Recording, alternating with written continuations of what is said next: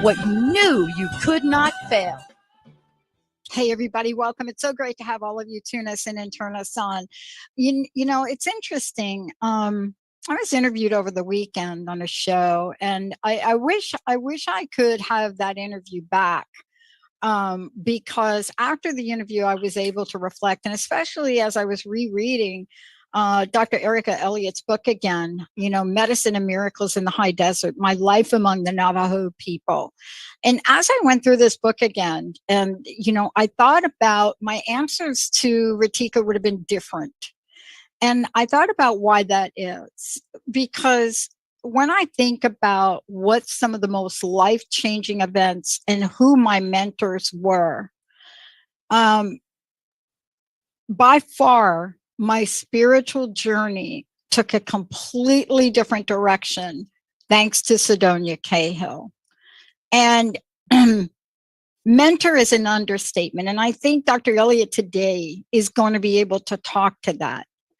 But when you are touched in the high desert, when you have spent time amongst people that have such a deep-rooted understanding of life at such a profoundly diverse level and so grounded into moments of spirituality, once you have that experience, as I was talking with Erica before the show, you are not the same, you are changed. And I forgot that in speaking with Ritika.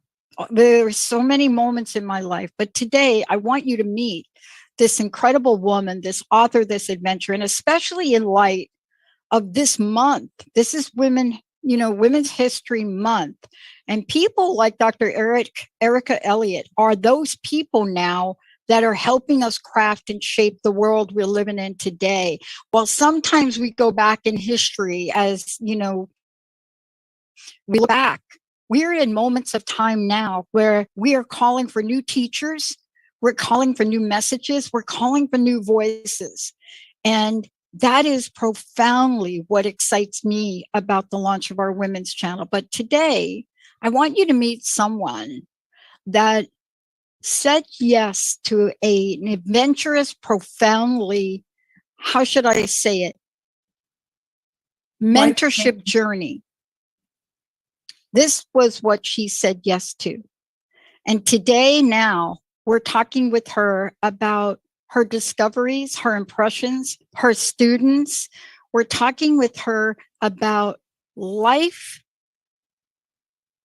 that is different, but yet so important in today's world. I want to introduce you to someone that has taken the journey, that understands it, but more importantly, what happens when you do say yes to this life that is undescribed and so different than perhaps what you have decided. Dr. Elliott, great to have you. Welcome to the show.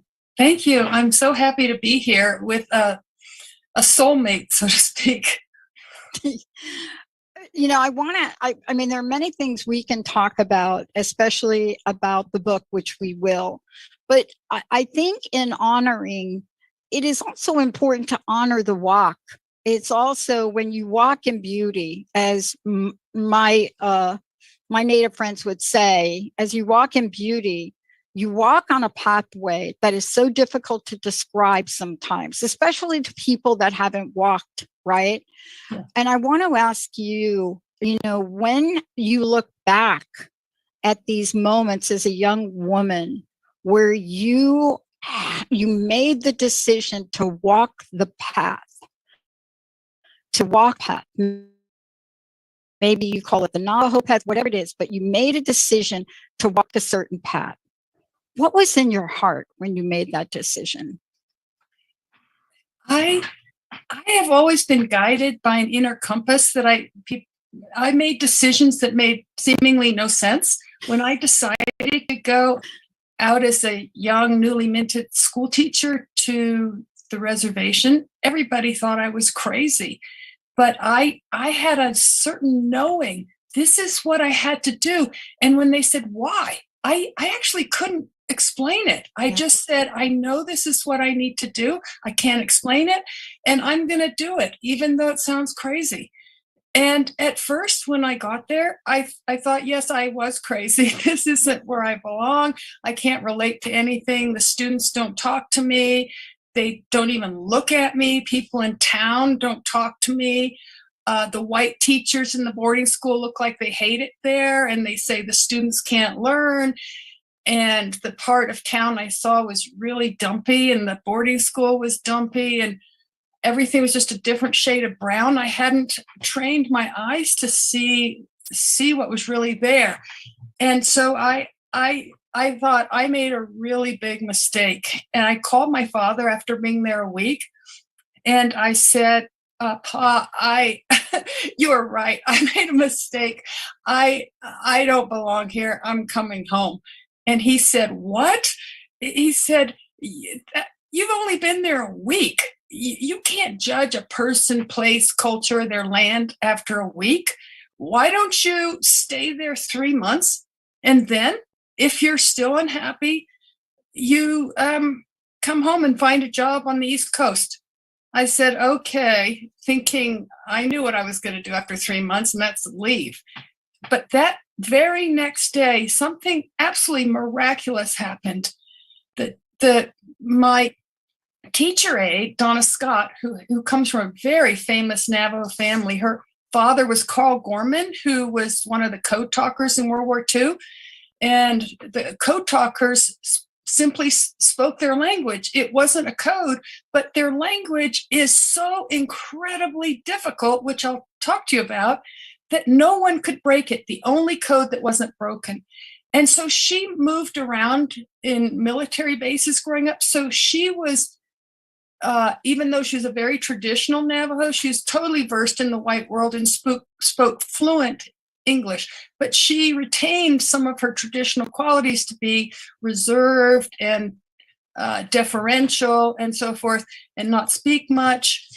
And so she just watched me fiddling around, trying to make some kind of contact with the students. And she said the day after I talked to my father that she saw how hard I was trying, unlike the other teachers who had just given up and just hated being there and waiting for their pension checks so they could retire. These were all older people. In my mind, they were old. I was 23. Yeah. Like 56. Isn't that funny? Something. I thought they were really ancient and over the hill. And so, well, part of it was because they were so bored and they didn't like being there. So that made them look even older. And so they were not enlivened at all and said not very nice things about the students. So anyway, she said, I can see you're different. I can see you really want to make it. You want to try. You want to make a difference. She said, I want to help you. And the best thing to do is to learn a few words of Navajo. I eventually learned how to speak Navajo. This was my very first putting my big toe into this impossibly difficult language. It's more difficult than Chinese, actually. And my sister speaks Chinese, and she said that. So it's from an authority. And yeah, I'm trying to learn. I get it. It's oh my God. Extremely, yeah. It's so extremely hard. And so she taught me how to say, good morning, my children. My name is Erica Elliott. What is your name and where do you live? Oh my God. And so I practiced way into the night, looking in the mirror, making these very weird sounds that do not exist in English. Like, I'll give you some examples. Like the word for goat is it. The word for poop is chon. It's a nasal sound. The word for right now is cut, like right now. And I mean, they're on. And a sound like means horse. And so there was no dictionary that I knew of back then, and so I had to listen to her say it over and over, and it was so hard. And so I tried to write it down phonetically, but that was hopeless because you can't do it. And so I practiced what I thought I was saying in the mirror. So I walked into the schoolroom the next morning and I said, Yat Shalchina, Erica Elliott, and everybody looked up for the first time. It's the first time they made eye contact. They were in shock. A white teacher trying to speak their language, showing enough interest that they were even trying. And then one of the girls put her hand in front of her mouth and started laughing. And the whole classroom burst into tears.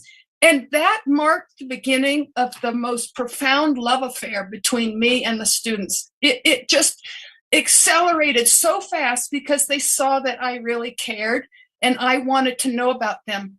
So another miracle that happened is when they saw how much I cared and how interested I was, suddenly they wanted to learn English. Before, they didn't care because their teachers didn't care about them, and they had these stupid Dick and Jane books that didn't mean anything to them, that was irrelevant to their life.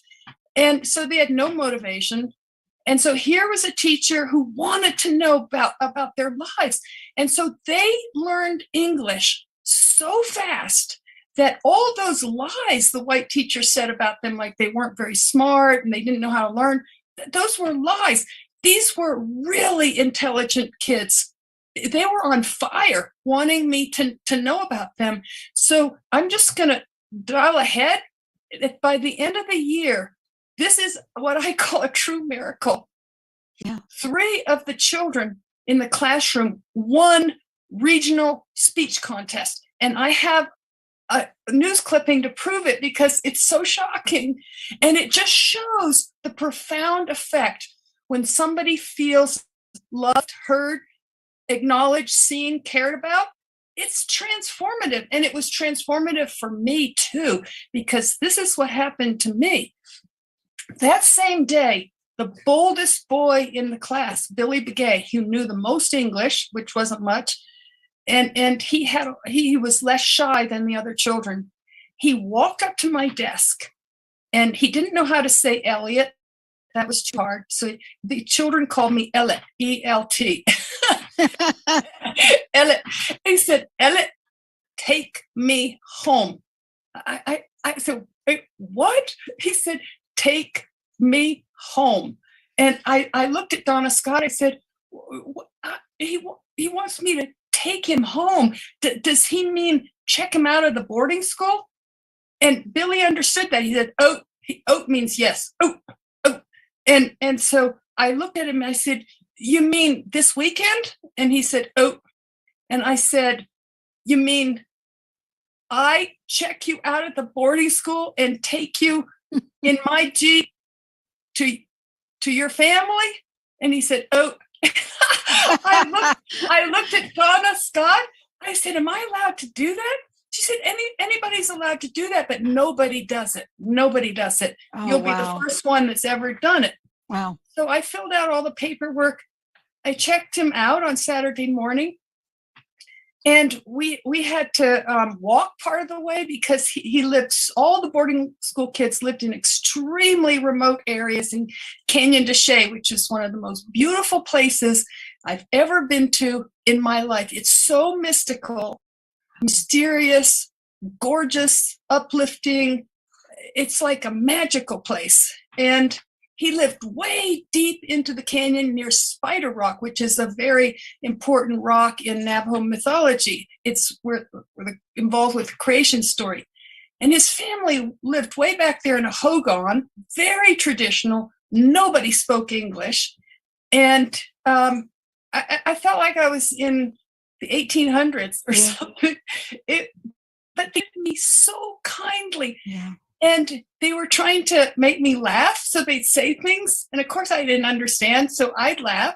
And then they'd laugh harder, and I'd laugh harder. And pretty soon we were roaring with laughter, and neither of us had any idea what the other one was saying. But it showed such goodwill that they really wanted to take me into their lives. And, you know, they shared me their food, and they were so kind.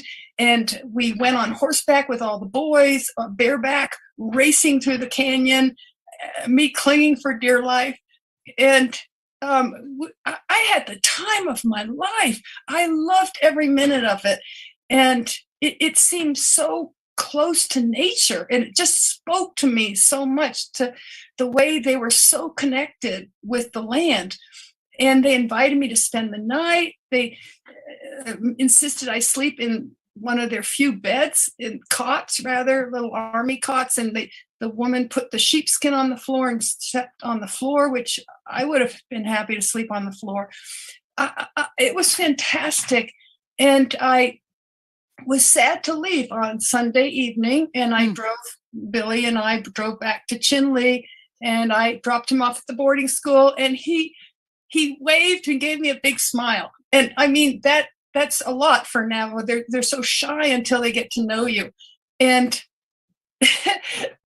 Monday morning, everybody, the entire school, all the children knew what happened. Yeah. and then I'll just tell you this, and break for any questions you have. So I decided that the curriculum was ridiculous. It was irrelevant, stupid. And so I took the nerve to develop our own curriculum. The principal took a liking to me. He was a Black man from the South, and he was very sympathetic to me. And he let me break all the rules. Yeah. And so I made my own curriculum, and I did it by having them write about things they were interested in. So I said, what I want you to do to the whole class, because I knew they're all really good at art, I said, I want you to draw a picture of my time at Billy Begay's family, and underneath it, I'd like you to write 2 sentences. And so they drew these beautiful pictures, and some could write only 1 word, some 3 words, a few were able to do 2 short sentences. Mm-hmm. And one of my favorite pictures was of this a horse racing through the canyon. There was a white girl on top, clinging for dear life, holding the mane of the horse, and a ponytail flying out behind. And underneath it said, "My teacher," TEECHIR. Well, I wanted you to share this story because, for those of you just tuning in, when you sit back and you read this beautiful book that Dr. Erica Elliott has written, and certainly Joan did a great job in the foreword, Joan Borisenko. But when you read this book, what I loved about it was I relate to so much of it, right? And yet, when I got to the part which we're going to talk about when we come back from break, I loved the chapter, "They forget I'm white." Now, why is that? Why am I relating to that? When you grow up in a generation the way you and I have grown up, and my first encounter was I dated someone from the Chippewa tribe. So that was my 17, 18, 19 years old. Couldn't even say Chippewa. Didn't even, had no idea of any of that, right? This was a person of color. And then I found out much, much more than that. And when you are involved in people, and it was shocking that I was actually even involved with this person, but what you learn is indescribable, but it changes you forever. And as a young person,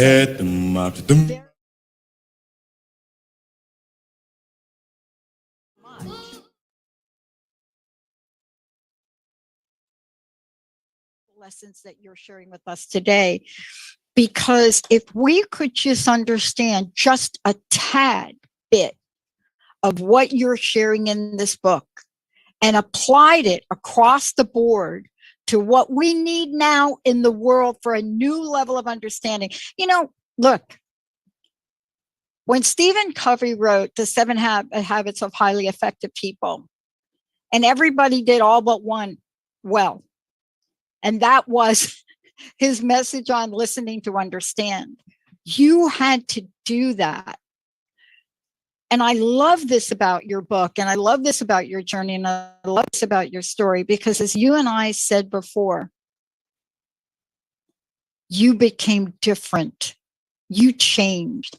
I want to take a short break, and when we come back, I want to talk about that change and what then happened. How did you go from that person, right, at that point in time, to what was next for you, and how your heart, your passion, your purpose, and your commitment was totally guided to where you are today?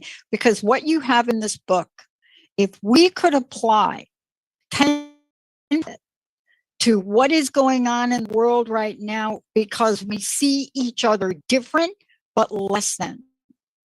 And I love that you talk about this, because I cannot tell you the idea that people that are not like you and me are less than or not as smart are. That is one of the greatest misconceptions on the planet. When we come back, we're going to be talking with Dr.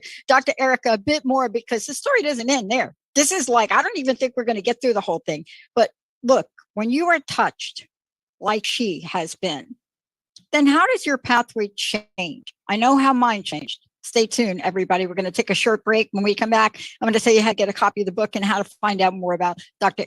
Erica Elliott. We'll be right back. All clear.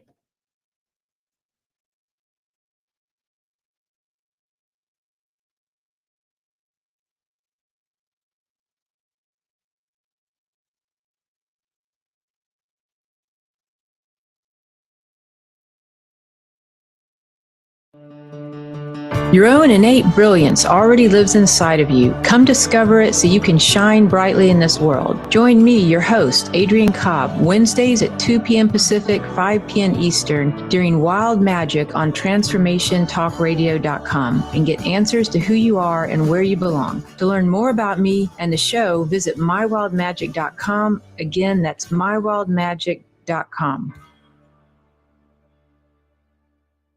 Don't miss Colette Marie Steffen on The Truth is Funny, Shift Happens, every Wednesday at 8 a.m. Pacific on TransformationTalkRadio.com. Colette is a renowned energy worker here to help you see the serendipitous humor of the truth. It's funny. Tune in and laugh with Colette. Shift into your highest potential. Call into the show to work on your personal shift with Colette. And visit thetruthисfunny.com to learn more about all the life-shifting services Colette offers. As different layers of consciousness unfold in each show, you won't want to miss a second of this. Be sure to tune in to Transmutation Time, Energetic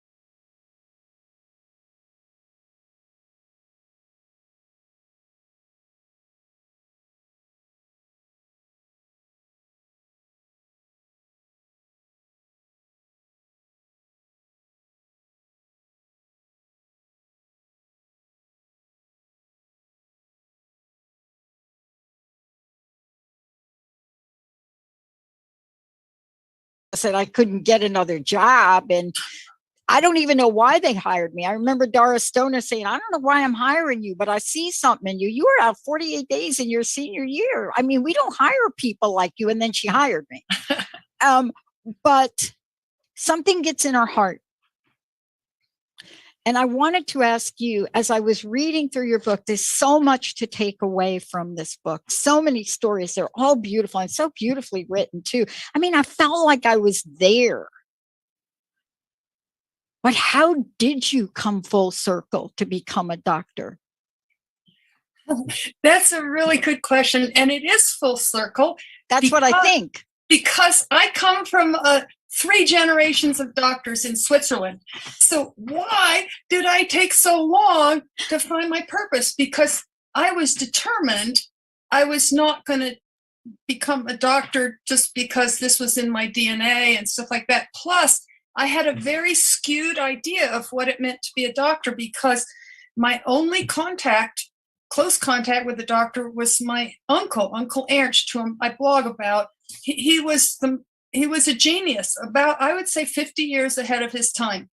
And so my father said he was a quack, and my mother said he was a genius. And so I decided when I graduated from college, I was going to be like an investigative reporter, and I was going to determine the truth, whether he was a quack or a genius. And when I first met him, I thought, my father's right. He is so eccentric. He's definitely a quack. But when I stayed with him and did some of the treatments he did with his patients and talked to his patients from all over the world, I realized, my God, I'm in the presence of almost a holy man. And he was very modest. He never talked about himself. I learned about all this from his patients, saying they saved their lives. They had terminal this, terminal that, and how he saved them. And they were devoted to him, and again, from all over the world.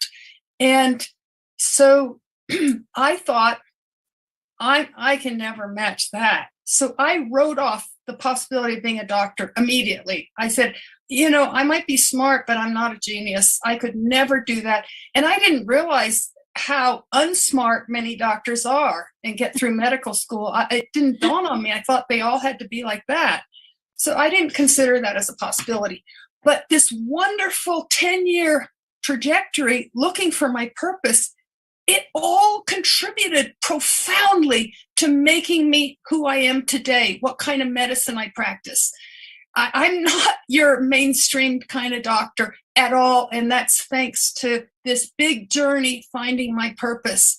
I mean, from the Navajo people, it was so profound. That was the beginning of my journey. What I discovered about myself from being with them is that whatever I did, whatever path I chose, it had to be done with love, and it had to be with empathy. It had to be whoever I was dealing with, I needed to step in their shoes and see the world through their eyes if I was going to have any kind of effectiveness.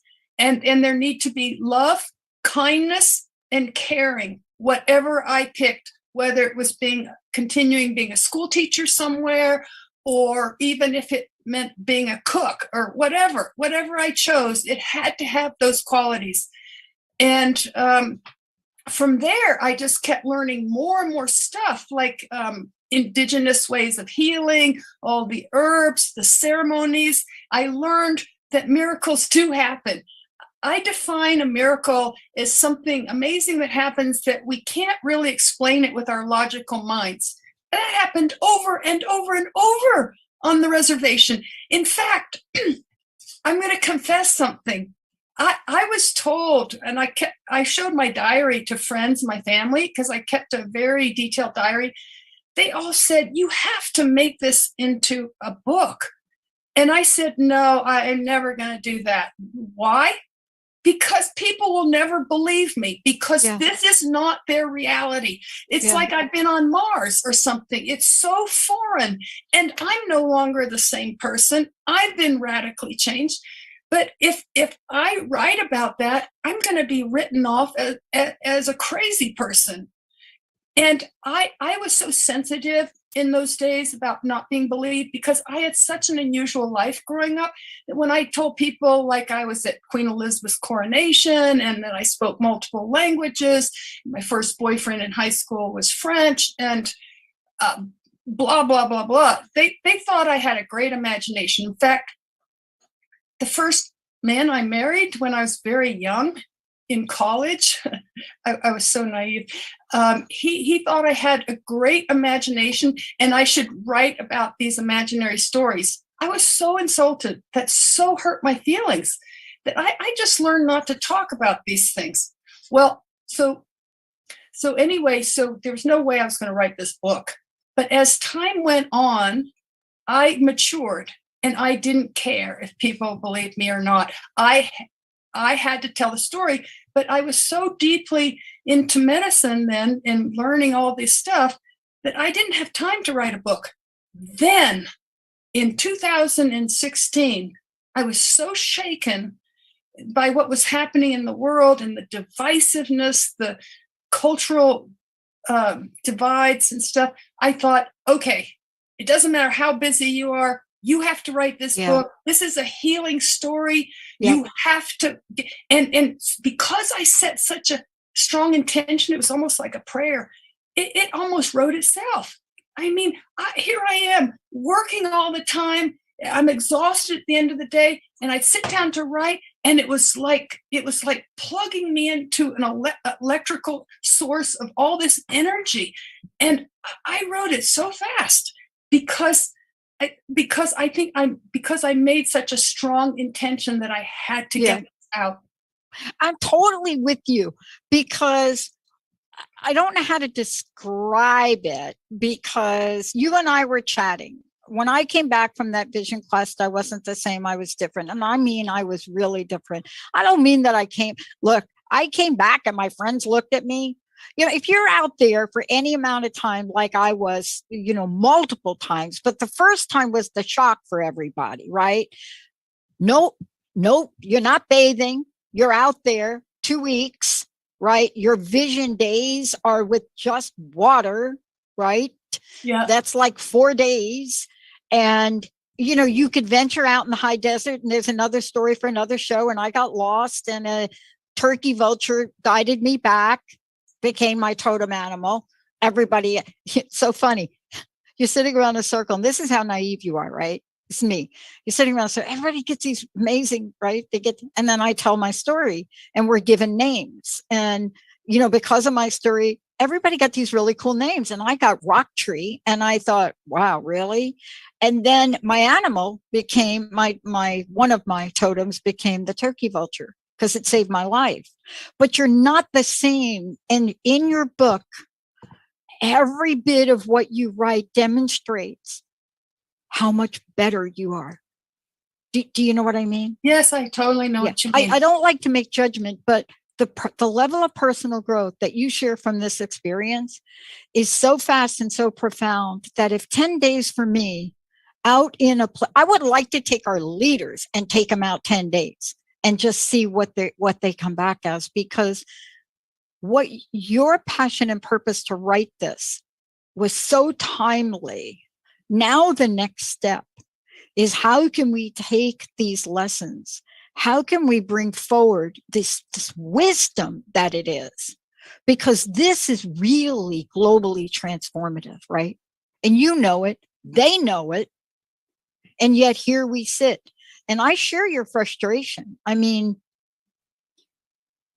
we have to learn something different, don't we? Yes, we have to. We have to. Yeah. I want you to share this. I know the time runs quickly, but I want you to share this one piece. I mean, there's a lot here. There's so much here. Yeah, I mean, and thank you, and thank you, Inner Traditions, for allowing you to put pictures in the book. Thank you. It's rare in the publication world. And I looked at a couple of the pictures, and I was just reminded it's now time for me to go back again. I was just reminded, you know, every year I do something spiritual for my soul. But now I'm reminded, and especially now that I found out that my grandfather was born in Brazil and he was a farmer, that was like a secret. I would be proud of that. I would be I so am proud of it, but they keep those things as secrets in crazy families. But I wanted to ask you this question. The idea that it was obvious you were white, at the end of this, we get to chuckle about it, right? Yes. Talk a little bit about this, because your passion hasn't died. You wrote the book. And yet there's a level of humility that I think you've learned, and certainly I know I've learned it, that I don't think I would have learned in this lifetime. Tell us about the power of learning humility and yet being around powerful energies at the same time. It's almost paradoxical, isn't it? Yeah. I felt I had no reason to be other than humble. Honestly, I was with such great forces that I was humbled by watching these children learn at this breakneck speed. That's so humbling. And after being told they were not capable of learning, that's to put it politely what they said. It was very derogatory. Yep. I mean, and the ceremonies I witnessed, oh my God, how could I not be humble? I was witnessing one miracle after another. I was witnessing the most gigantic forces of nature. How could I not be humble? How could I not be humble? If I wasn't humble and I was full of myself, I would have missed all of this. Totally. I would have missed the meaning. It would have passed me by. That's why people who are really full of themselves are not receiving fully what life has to offer, because they've already made up their mind. They've already decided that they know everything and they have nothing to learn, and they think they're better. So, yeah. But it's really a powerful lesson that only comes from being on the land and of the land, right? Yes. I mean, there are many ways we can do it. I remember Monica telling me, how did Monica put it? Lakota. We, by the way, through Monica Sicard, she created a coming of age program at one of the local churches spiritual centers in Seattle. And that program for 9 months took children, right, from ages 9 to I think 14 on a 9-month journey. And then their parents had a parallel path. But for 9 months, these kids got to experience, I mean, I can't even begin to tell you or describe this. They got to the point where they learned to build their own sweat lodge from the land. I mean, it was so profound to watch the transformation. 9 months of kids that were really in trouble. One of them was so ADHD, couldn't sit down and circle. By the time we were at 4 months, he could. I don't know how we can take the power of this message out. And I think your book is certainly going to enlighten people.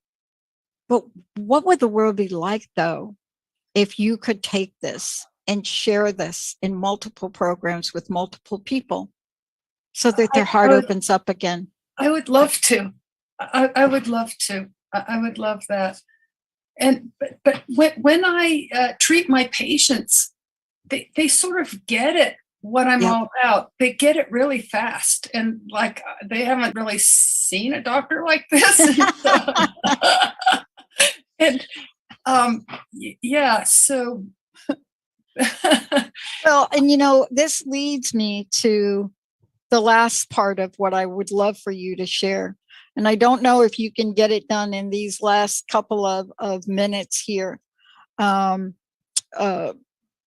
Benny, let me just ask you, is Daryl still on the line? Yes, he just showed up. It's up to you. Okay.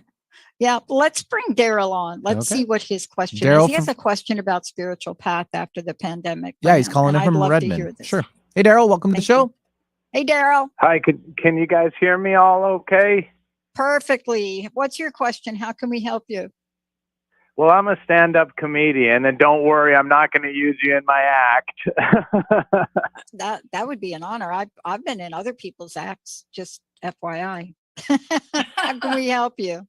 I do kind of blue comedy, so I would think you wouldn't want to be in my act necessarily, but and neither of you ladies would find your way in there because you both seem very sweet. And my question, I guess, is it's in regards to open mics. Have you guys ever been to an open mic comedy show? I grew Yes. up in New York, so I could tell you I've been to a lot of them. Oh wow! I moved to New York for a little bit, and it didn't really work out super well for me in New York City. A lot of cancel culture You have stuff. to be born there, I think. Yeah, they don't really have a lot of respect for me. They would always say, "Oh, you're a hack. You're an old, you're a country bumpkin hack. Your material's all outdated, and you don't really get it." But my point of my call and my big question is, what's up with open mics not being open mics anymore? And a performer like me who has the credentials that I do and is basically the level of a touring comedian, how can I spiritually get myself booked at some of these open mics and be allowed to perform when they say it's an open mic, but it actually ends up not being one? Yeah, let me just answer that question because I'll tell you from a spiritual pathway, here's what I believe in a spiritual pathway, and we talked about this. If I had $1 on both Dr. Erica and myself, if we had $1 for every door that was shut in our face, we would not even have to be doing this. We'd be able to fund the entire globe. Because we know what it's like to go to places where doors are shut and they don't open. And, comedy, the landscape of comedy has changed. But here's what I want to say to you. I've never let anything in the outside world, once I became aware of it, affect my spiritual direction or centeredness around it. I'm going to try to say it differently. Every door that has ever shut for me or has not let me in, on the other side of it, Daryl, something profoundly better, greater that I needed to step into. And sometimes it didn't feel like that. Sometimes it felt like, seriously, I'm rejected from 25 schools. Yeah, because the school you really want to get in, that was the one. You didn't even have to send out the other 25. Or how about moving to the Pacific Northwest and having to understand and learn what this culture is like for somebody like me? Doors will shut. What can you do to keep your spiritual practice open so that you believe in the possibilities of life?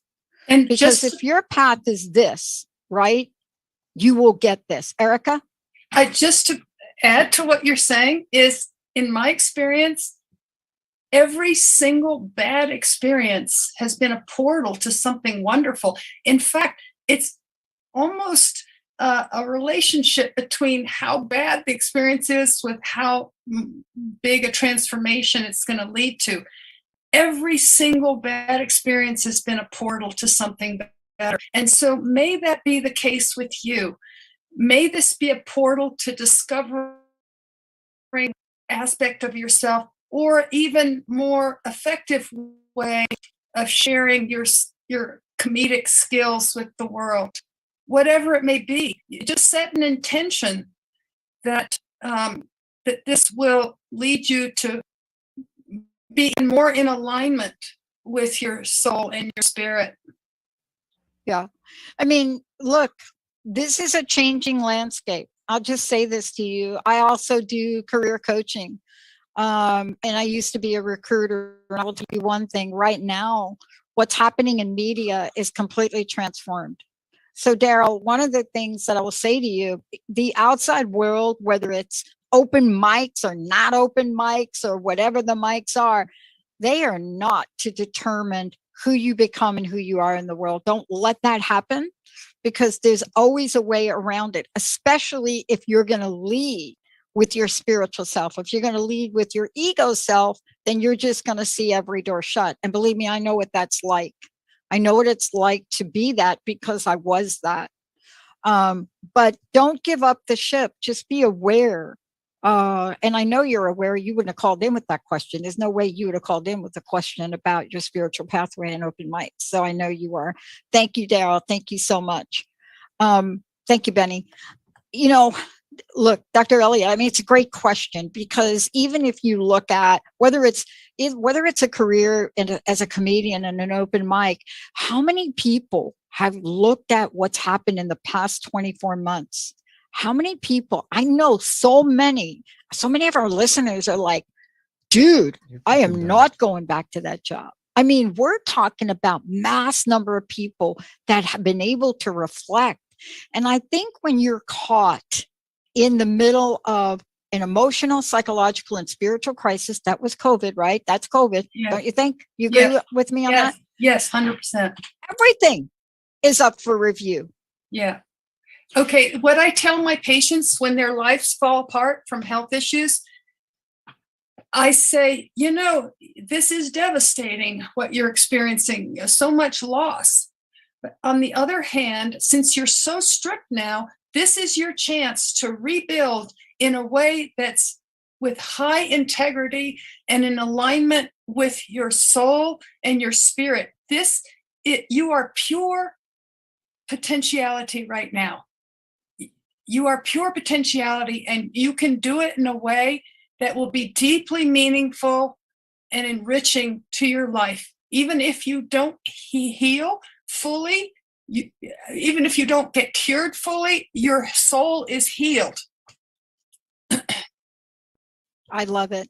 You know, I can't thank you enough for today. Please tell people again how they can connect with you and get the book. And thank you so much, you know, for reminding us of the wisdom that we really are capable of. Thank you for coming here and being such an open heart and reminding us of what empathy and compassion can really transform. Tell folks again how they can find out more about you. So you can read about me and the way I practice medicine on ericaelliottmd.com. And you can also read more about me and also get access to those blogs, which might be very useful to you. They're under categories. You click under medicine, and then just the medical post will appear if you're not interested in the memoir excerpts. And that's Musings with an S, Musings, Memoir, and Medicine.com, all one word. And the book can be bought at Amazon or Inner Traditions. Thank you so much. One last question. Thank you for joining me here today. What is your personal message? What would you like to leave us with today? Well, it sounds a bit corny, but once you really realize that this is not corny, this is profound, is that if you try and deal with all these hardships we're dealing and keep love and compassion and don't lose that, you through this. I love it. Thank you so much for everything you do. And, you know, thank you so much for joining me here today. I would love to hear your version, perhaps, of a blessing you'd like to leave us with. Okay, I will. I'm gonna channel, so to speak, a medicine man. And it's Hajan. That's the word for walking in beauty, Hajan. And their idea of beauty does not mean cosmetic. It means in balance with yourself, with nature, your family, your relatives, and the environment.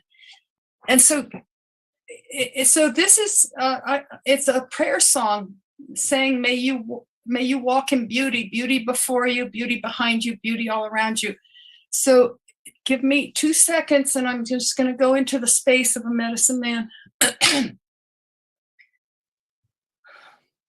Shinna shaya shinna shaya shinna shana shehosona eoi neya ahala koneshan ahala koneshan shinna shaya shinna shana shehosona eoi neya.